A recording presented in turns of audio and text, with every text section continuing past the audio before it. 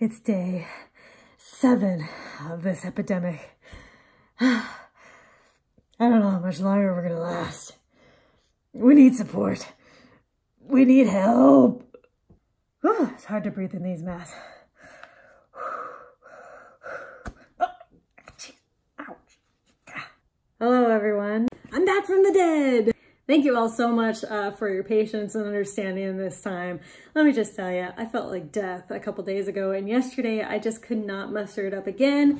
It was just one of those things in which, you know, I was just, you know, literally bed stricken. I couldn't do anything.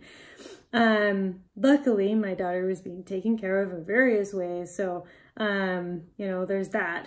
So anyway, she's still sick too.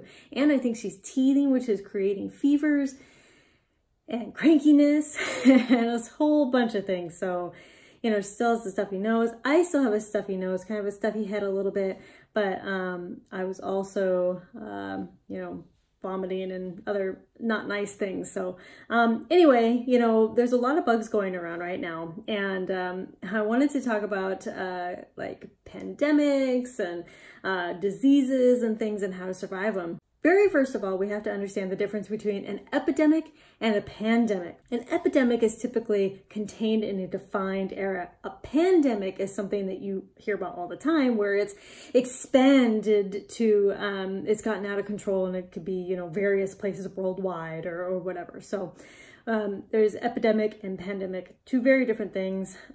It's important to understand the difference, because if you say that, oh, this is a pandemic, it's really an epidemic, you know, it could be very confusing, a lot of misinformation.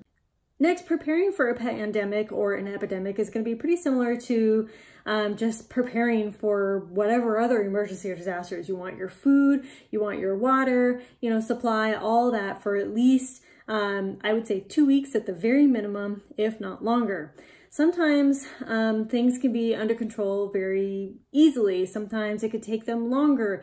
And sometimes, you know, it may just be safer for you to stay home. And also, if you're infected with something, some kind of flu or something, you want to stay home so that you don't affect others. Like, it's just a vicious cycle, you know? I mean, that's how, you know, the cold and flu keep perpetuating among everybody in our society, is that somebody doesn't stay home, they cough, it goes on to, you know, something, you touch that something, you rub it on your mouth, or you eat something, you know, you don't wash your hands before you eat, and you get sick. That's how it happens. I mean, it's so quick, it's so easy. Did you know that there are actually pre-made pandemic or infection kits, or whatever you want to call it? There are actually pre-made kits where it has like gloves and masks and sanitation wipes and things like that. So making your own pandemic kit is going to be super easy. One, it's with the N95 mask. Very simple mask. I've shown this in a previous video where I talked about masks before. Simple mask to obtain. You can also get the one with the actual respiratory in the front if you like. It's totally up to you. It's actually not that hard to breathe in. I mean, it's harder, yes, but it's not that hard. Also, you'll want some goggles, gloves. You'll want heavy-duty sanitizers, antibacterial wipes. They recommend antiviral tissues. And then like some extra stuff is you could have disposable thermometers, hand sanitizer, blah. And here's the thing.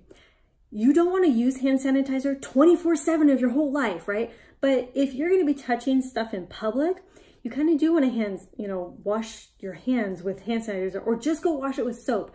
Another thing to add to your pandemic is soap.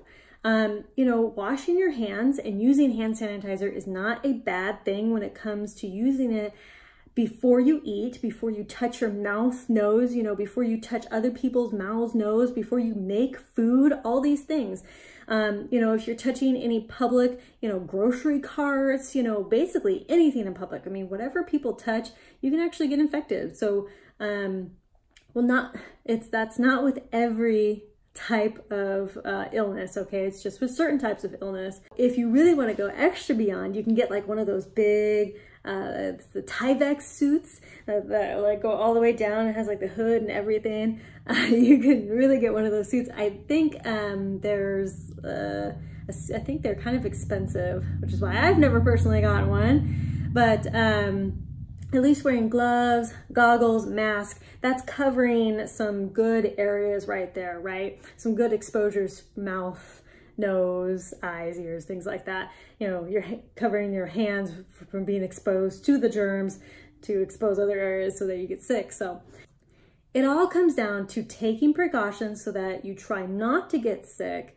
You know, we take a multivitamin every single day, but again, you can still get sick even if you take multivitamins. You know, we try to eat right, but again, you can still get sick even if you eat right. Even if you think you're the healthiest person alive, you can still get sick. You know, things can still get through. So trying to take preventative measures as often as you can, it's not any more crazy than just being prepared. There are lots of illnesses, lots of viruses that are going around, okay? But not all of them need to be dealt with in the same way. For instance, and I'm going to actually read this from, this is somebody, a quote from the CDC. For example, if there was a large anthrax exposure, which isn't communicable, you'd be wise to avoid the area where the exposure took place. And for diseases that are contagious, it's a good idea to learn how it spreads, how to recognize its particular symptoms, and how to avoid places where you're likely to be exposed, such as schools, airports, and healthcare centers. Have you ever gone to a healthcare center, a hospital, whatever, they have hand sanitizers everywhere? Yeah, it's because whenever they touch a patient and go into a patient's room, they know that germs are everywhere, and they use that hand sanitizer, okay, to prevent the spread of the diseases and things. So anyway, those are just some of my really random thoughts on pandemics and epidemics and diseases and things. So anyway, we're all feeling a little bit better, and you know, but I think we still have a little road ahead of us. But thank you all so much again for your messages and well wishes. I really appreciate it, and conquer tomorrow by preparing today. Talk to y'all tomorrow. Bye.